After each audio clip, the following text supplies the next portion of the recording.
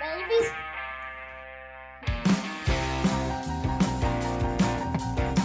And welcome back to the Simple Mind Sports Show, Friday Rewind, live November 25th. Happy Turkey Day to all you fatties out there. This is the holiday of your choosing, I know. You get to eat. And it is prime football season, so we're going to stick heavy Patriots here because you know why? An ugly win is still a win.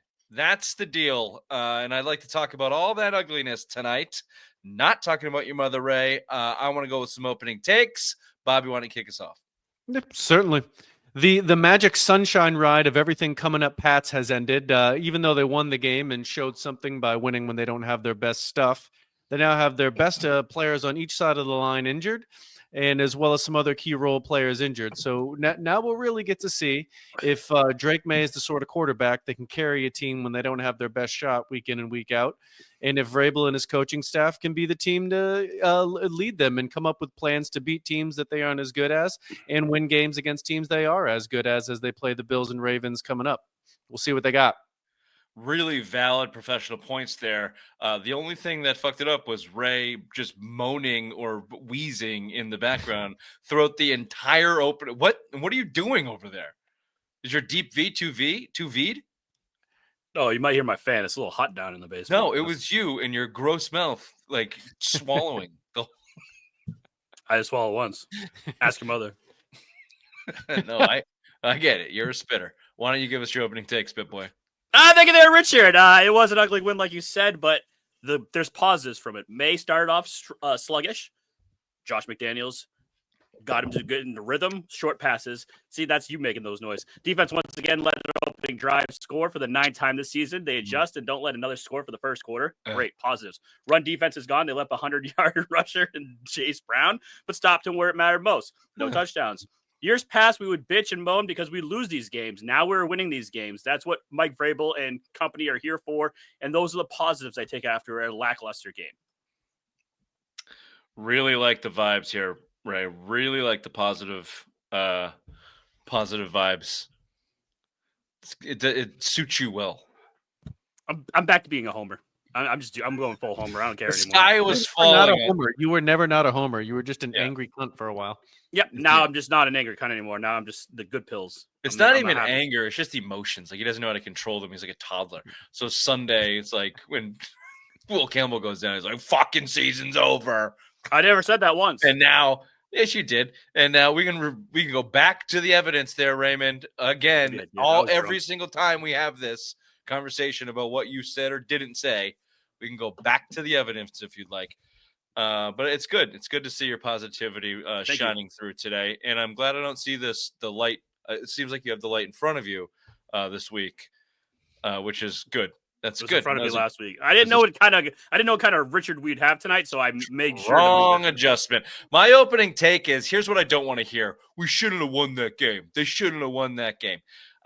We've been through 5 years of shitty Patriots football, enough to know that the NFL is hard. Look around the league. There's nobody blowing doors. You win a game, congratulations. Depending on how you win it, we can pick it apart. Certainly we will. But you shouldn't have won the game. No, they made enough plays to win the thing.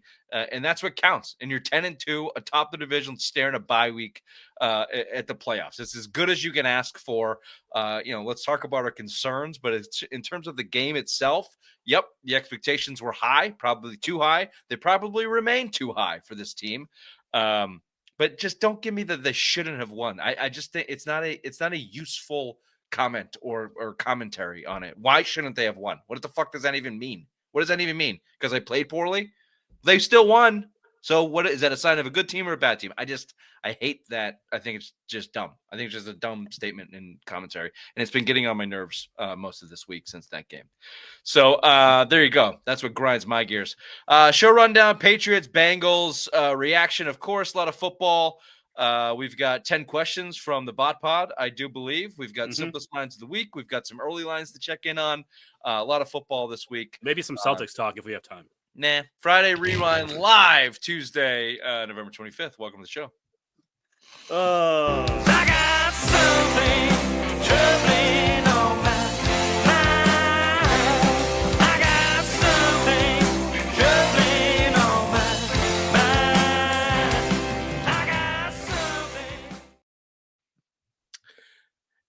And if you're watching on YouTube, of course, you're welcome. New room for Bobby up there in the corner. Ray looking very cute, well lit, which is nice. Wherever you're watching or listening, subscribe, rate, review, tell your friends. As always, tell your mothers. Hit the subscribe button on the YouTubes, okay? Yeah, please. That's our goal. Ray's working very hard day and night to get there. We are chinking away at it. And we need your help. So hit that subscribe, hit the share button, smash that subby subscription, and tell them about I Love Boston Sports and everybody down there. Ray's been gracious enough and fortunate enough to go do some interviews down there with them. I have been. So go down to 250 Grant Street, Braintree, Massachusetts. You can go meet, if you were lucky enough, you could have got meet Anthony Jennings tonight. Next week, I believe Terrell Jennings will be there. Followed by Kyle Williams on the 8th, and Del Pettis finishes it off on December 15th. But go check them out. Great merch for Santa Claus to come bring your children or your Boston-loving significant other. There you go. Patriots 26, Bengals 20. Like I said, and everyone mentioned it, we're all positive here, and maybe we should turn the dial back a little bit. There's certainly things to be concerned about and bag on this team a little bit. I just go from an overarching point of view, Bobby.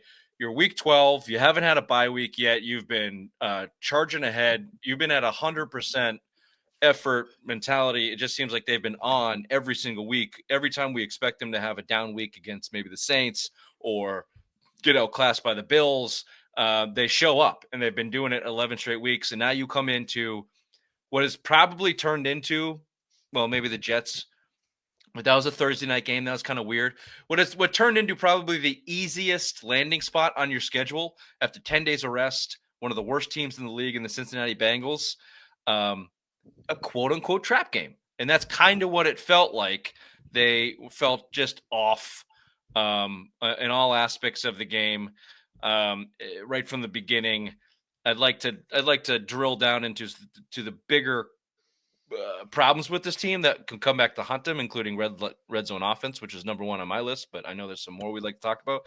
But did you get that feeling too? It just felt like they got off their game a little bit. Schedule kind of screwed up. They're late in the season. Obviously, the injuries are kind of piling up here. Just felt the whole thing felt off. And again, to win ugly. We've all said it in the opening take. It's more of a take that kind of as a positive on the grand scheme of things. It was a classic midseason NFL football game. Once you get to know the beginning of the season, all the good teams blow out the bad teams. And then in November, everybody comes to the pack because of attrition. And these are what these games are. You throw the records out, and basically whoever makes the least mistakes and plays the cleanest football, and the better teams make one or two plays to win the games. And the Patriots did. They showed enough class to be able to have some winning character, which is really what I'm looking to take out of this season. I'm just simply thrilled with each victory after 2 seasons of 4-13 football. I don't have expectations this team's going to win the Super Bowl. They win the division, win one playoff game. I'm thrilled. I'm over the fucking moon. So each time that they win a football game, my Sundays are for 10 weeks in a row have been lovely. Okay. So for the core of the team, they're learning how to win football games. This coaching staff is learning how to win football games. That's what matters. There's concerns, which we'll get into, but that's my key takeaway. Yeah, and it was nice to feel a little bit of those butterflies, Raymond. You watch a game, and it's not good and bad. I mean, honestly, this is going to sound really shitty, but for like 10 years there at the end with Brady, it was like, just get me to the AFC Championship game. This fucking Week 11 shit is boring. Yeah. They're going to win, so let's just get this over with. And then for the 5 years straight, it was like, they're going to lose, so let me drown these sad beers and get into the 4 o'clock hour. We might watch some good football. So it was nice to have a little nervousness there, last few weeks and this whole season, really, and actually be invested in watching the games. Yeah, because last year at this time, we'd be shutting off the TV and be like, oh, I'm going to go do yard work, or I'm going to go do chores. This is fucking boring. I'm not going to go watch this bullshit. I'm just saying, you just wouldn't want to watch the product anymore. You just feel like, fuck this. You don't want to drink angry beers. He doesn't schedule his mom to come over and provide services after Patriots games because it's his mom. So he's not in the same boat as us. Yeah, I don't understand what the actual schedules look like. It's just, it's dumb to hear it. No, I'm just saying, now that we have expectations to live by, like now we have okay, we're down. Let's see what they can do. They can actually pull this out. Like, there's not that whole disappointment. Now it's like Rich was saying and Bobby saying, you actually have the thrill of watching this game because they're going to come back and how are they going to do it? Yeah. So biggest concerns. Let's just get to that. Okay. My number one. No, my number one is this defense better fucking stop the goddamn first Fuck possession. that. They do great every time. They can give up points every first drive. They win the goddamn game. You're going to start playing teams in the playoffs, and it's going to backfire on you. You're not going to be able to come back from behind all the time, baby. I'm less concerned about their Series 1 scripted defense than I am about not being able to get the ball in the end zone from the 1 yard line with 12 chances. You win football games in the NFL in 2025 by scoring points. And if you can't get 6 on the 1 and you failed, in 7 times in dramatic fashion like they get against the Cincinnati Bengals, who are arguably the worst defense in the league. And that's not a one-off. That's been the trend all season. Their defense is bad in the red zone. Their offense is bad in the red zone. That's going to kill you. I want to expand on that point. So not only when they get the ball, when the Patriots have the ball and they're like on the 5 yard line and in, they're one of the worst teams in the NFL. They're the worst red zone defense in the league. Basically, you get inside the 10, you score a touchdown. I think every team that has gotten inside the 10 has scored a touchdown. The Patriots with the ball are better from I believe it's between the 10 and the 15 yard line because they throw it in the end zone. When they get too close, their offensive line can't move people in tight spaces, or Drake Maye can't throw in tight spaces. Basically, their entire red zone operation blows. Do you know what that exposes? Good and bad? What? Good coaching, shit roster. When you get tight, you have to win your one-on-one battles in the red zone. And their offensive line gets exposed, obviously, and you can't pick up a yard as an offensive line running the ball. You're not as good as your coach, and your scheme is making you look in between the 20s. And go look at the roster. You want to do it? You want to run through and read these names and tell me how good you actually think they are in a vacuum? No. So it exposes that roster, but it also, shines a light on the coaching staff and what they've been able to do. In between the red zones there and the rest of the field. And look, a 10-2 record speaks for itself. But I guess so you follow that through. What is the solution? It felt like McDaniels threw everything at those opportunities in the red zone, and none of it worked. He booted Maye. They tried power run. They tried to tush push. They tried to, Maye sucks at that. They can't. They have to. He cannot do the quarterback sneak. They have to just get that out of there. Is it him that sucks, or is it like the O-line, like you said? It's Maye. He doesn't commit. Yeah, I mean, I think it's a combination of both. If you have no push from your offensive line, you're not going anywhere. I mean, Bradbury's the smallest center in the league that you're running behind too. Yeah. As a 6'5", 220+ pound quarterback, you'd like to see him be able to move some people, but that's not his style. That's why we don't like when he runs. Watch him get hit. He gets fucking clocked, dude. He's not Josh Allen. He is not Josh Allen. He is more Patrick Mahomes, and even Patrick Mahomes and that fat dad bod of his is laying some thunder once in a while. Drake Maye still He's more like Aaron Rodgers. He's the lighter body. Yeah, that's a better body description. But he's also 22, right? His body's just not fully deformed. When he's 32, I bet it'll look a little different.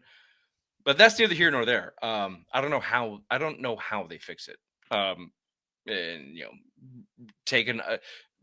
Intentionally take a false start penalty to get to the 15 Bingo. 15-yard. That's what the numbers say. They are more likely to pass the ball in the end zone from 10+ than score or run it in from 5 under. They need space. One of these math nerds should really take a stand and say, that's what it fucking says. We should do it. Come on, nerds, speak up. Although, are you disappointed that they went for it on 4th down? Would you rather them just kick that the was a field dumb goal? play? That that was kick the retarded. field goal. Go up by. We're all on the same page. Right, we're all on the same page. That was meatheaded Vrabel. He's like, I've had 7 shots. I'm not going to admit defeat. That was meatheaded Vrabel. To his credit, though, when they failed again later in the game, he kicked the field goal. Immediately. You saw him on the sideline in the TV copy. He was like, fuck, Like holding the 3 up, like you assholes, you got to be shitting me. Go kick the goddamn thing from the 1 yard line, because I already tried this last half and you screwed that up too. Yeah. So, but he better learn. He better not like let that thing happen again either. Next time, kick it. Just start taking the points, Vrabes. Especially as you start to take better competition. It's gonna be close games. Keep the It's pressure. an epidemic in the NFL, leaving points on the board. If these teams just kicked field goals, you'd win. You'd win. So It's not like we have a shitty kicker either. I mean, Andy's been killing it lately. you guys are first name basis now. First name basis. Wow. Now that you interview Patriot players, you think you can just call them by your first name? Unfucking believable. A-Dog's been killing it lately, dude. The just fucking unmitigated goal. Also, any football player with the first name Andy is like, you got to come up with something better than that. Andy Dalton, come on. Yeah, that guy. Oh, yeah, blows. you call him the Red Rifle. Fucking awesome nickname. They call Andy Borgalis Bigfoot. That's his nickname. Bigfoot. Nice. Your mom They calls do me- that? That's his actual. Is he the first kicker to get the nickname Bigfoot? That's wow. They're selling it on merch, so Good for him. Best kicker in the league, obviously. by far. By far. Next concern here. I'm going to wait to get to Ray's concern. On my list is injuries. The Patriots have been extremely fortunate this year. Right out of the gate, Cincinnati is just a pile of dog shit where nothing good happens. I mean, from the fucking first whistle, first kick, people are dropping left and right. It's like, this place sucks. Get the fuck out of here.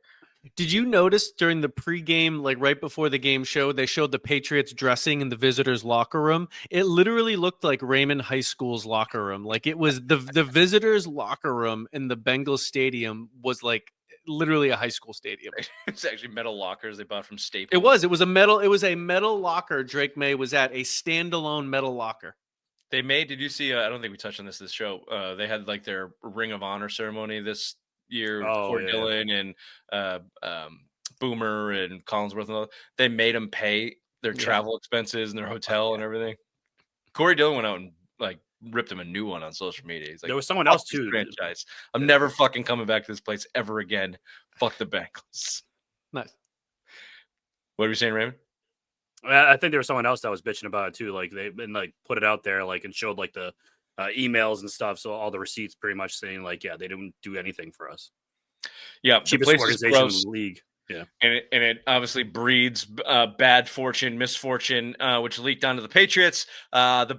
Obviously, the two big injuries were Jared Wilson and Will Campbell going down, which initially for both of them looked like season-ending injuries. The way that they handled it, all I heard was bitching about Mac Jones and him crying into the locker room when he had an high ankle sprain. But now Will Campbell puts the towel over his head like his knee just got shredded in a million pieces. Where's the hate? Where's the hate, people? Let's be consistent, Raymond. We're going to shit on this kid? We're going to shit on this kid for a little MCL sprain? Logan Mankins played on a torn ACL for a season, and now Will Campbell needs the towel over his head and a cart for an MCL sprain? I'm just asking for some consistency. That's all. Nope, I'm not going to fucking bitch about him. Tough injury. Tough boy right there. Fair enough. Obviously, good news. They should be expected back in a couple weeks. Same with Milton Williams, who went in the IR. You mentioned it, Bobby. Their best players on either side of the line are out right now. However, they are expected to be back for the playoffs. So that's good news. I guess my question to you is, does Vidarian Lowe suck bad enough where he could torpedo this thing in the short stint of time he will be expected to protect Drake May's blind side? Want me to go? Yes. Yes. Go on. No, it just Josh McDaniels has to work some magic. He's gonna have to go and whatever strength that Lowe has, you got to work it. And Drake Maye has to be quick, short passes, like get it out of the pocket, get it out of his arm. 2 seconds. You can't let Vidarian Lowe, especially against the Giants with that fucking pass rush they have right now. You have to be quick and get it out, and just first option has to be there. Bobby. He looked fine in the rest of his time in relief against the Bengals, but the Bengals have the worst defense in the league. So, as Ray mentioned, the Giants are a step up in defensive line caliber. But yeah, he could get Drake Maye smoked one play, and then that could derail the season. Yeah, if you listen to the professionals, particularly Bedard, who's someone I pay attention to, even going back to last year, said Vidarian Lowe's not that bad. If he has some good coaching around him, he can be serviceable and be okay. You would expect that out of May. You expect a lot of max protection. They're not in must-win modes here. They might sacrifice a little bit. Their offense is probably going to look a little bit different. But you don't have answers like at the tight end position for help. Hunter Henry sucks at blocking. So does Austin Hooper. There's nobody in that But room. you will have them over on that side helping out Lowe, though. I guess I'm saying how much is it going to help? They suck. Sometimes I feel like bringing in the tight end to block almost messes up the offensive lineman blocking, because they're like waiting for the guy to go and then they don't know which way he's going to come from. It almost makes more sense just to have the guy out there as a pass option. I'll tell you who you're going to see a lot of probably starting Monday night is Ramondre Stevenson.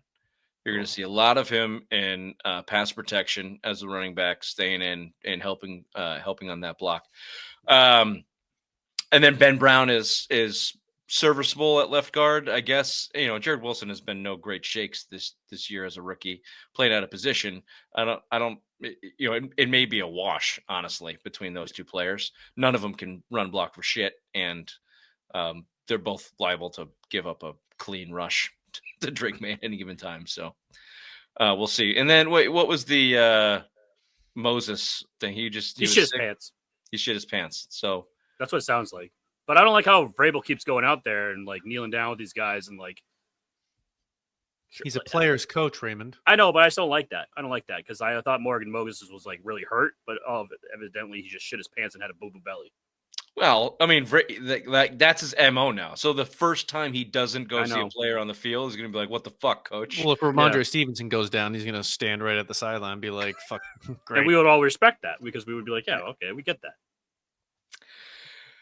So we'll see if the injury bug can stay away here, anything more detrimental, and how long they can survive without some of those key players through the bye week and some big games with the Bills and Ravens coming up. We'll see who's expected back for that. Maybe none of them, but at least you're 10-2 in good position. All right, Raymond, let's talk about your defense. You guys are such fucking assholes. Oh, Super Patrick agrees with me. Shut up, Ray. I don't like coaches fucking checking on their players. Fuck, toughen up. Fucking go on. Rub some dirt on it. Thank you. See, that's all I want to hear. It's like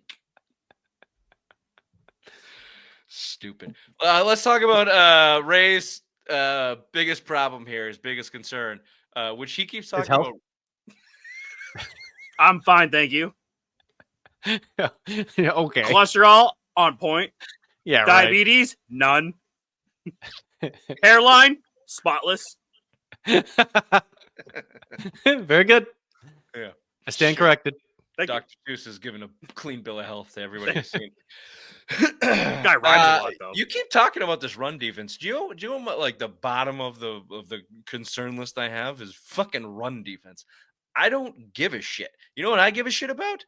Anybody with a brain between a coach and a quarterback who has an arm and one single guy that knows how to work the middle of the field will pick this team apart all day long. Joe Flacco did it with a bunch of guys I've never heard of. And a sprained AC joint in his shoulder. And then he he's dislocated his finger during the game.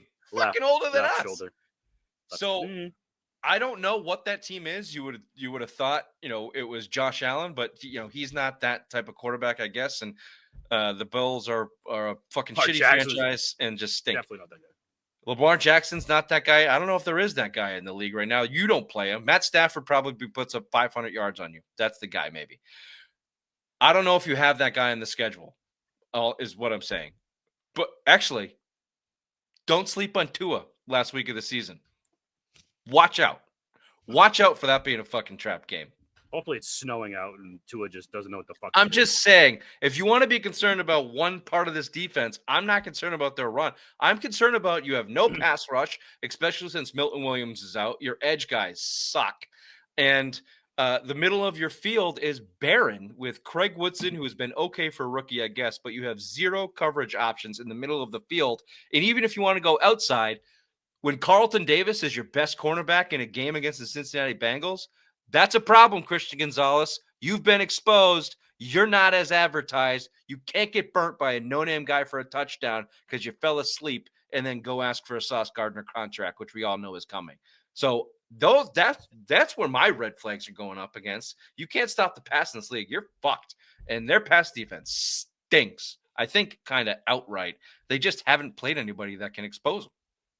I'm just saying with the run defense, the only thing I was concerned about is Milton Williams isn't there. Chase Brown put up 100 yards. You're going against James Cook in 2 weeks or 3 weeks. You're going against Derrick Henry in 4 weeks. Those are two guys that are going to make you look really bad on the defensive side. You got to have Milton Williams back because he helped that defensive run stop.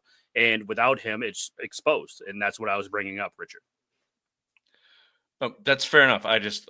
James Cook can run for 200 yards. If they score 17 points, I don't really care. I don't think they'll score more than 17 points, I believe. Well, that's generally not how offensives do it in today's day and age. You generally don't score a lot of points running the ball. But it helps open up the passing game if you can run the ball like that. The Patriots run the ball like shit. They've been winning the games because they've been throwing 40-yard touchdown passes every week and stopping the other team from doing that. The Patriots need to continue to hit 40 to 50-yard touchdown passes, which they haven't been doing. They did get one long random pass to Douglas, who fell down again. And he does that a lot. Every time he has the ball, he falls down. Even with that run, when he rushed the ball, he fucking fell down. Yeah. He got past the first down marker and fell and hit the ground shit. Can't believe I fell. It's like, dude, you do it every time. Every week. Every week you do this. He literally falls down every time. Yeah. No, you're right. They are big play dependent. They remind me, not to compare them to the Super Bowl winning Kansas City Chiefs, but they remind me a lot of that early Tyreek Hill offense with the Chiefs where the knock on them when they lost to the Patriots was make them drive the field on 7, 8, 9-yard plays and see if they can do it. It's been a positive sign to me. Drake May has been checking the ball down more. Henderson has been an outlet to him. It hasn't felt like obviously a big Hunter Henry day, over 100 yards, touchdown, 9 or 10 catches for him. Kind of a safety net there. So yeah, if they can Drake May has been on an accelerated learning path this entire season. If he can learn to win without throwing 40 or 50-yard bombs in the next 4 or 5 weeks, that's going to bode well for them. Yeah. I agree with you.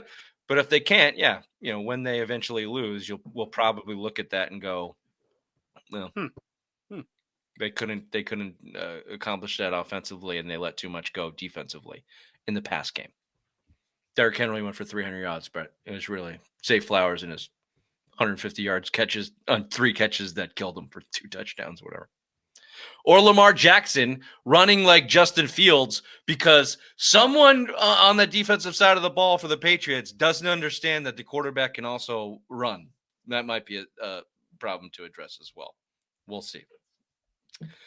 There you go. We started promised we touch on the concerns of the Patriots. It was real positive to start, and I feel like we ended on a very sour note. Fairly sour note.